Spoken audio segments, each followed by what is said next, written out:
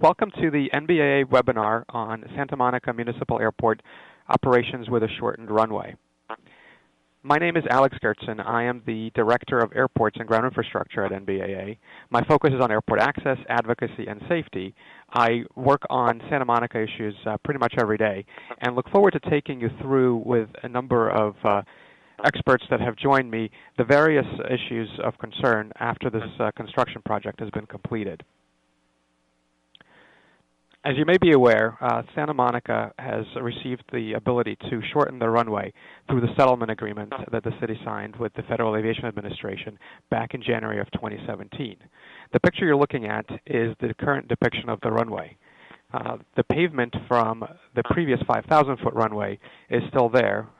Mostly the changes have been through markings, creation of new taxiways, and relocation of nav aids, such as the PAPI.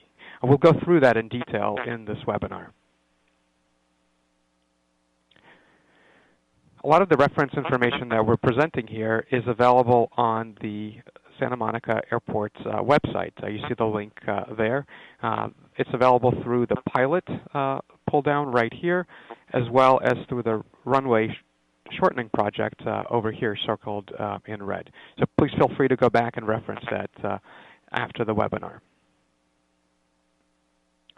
Here's our flight plan for today. We'll start talking in general terms about runway excursion mitigation. As a lot of you know, runway excursions are a serious concern for business aviation.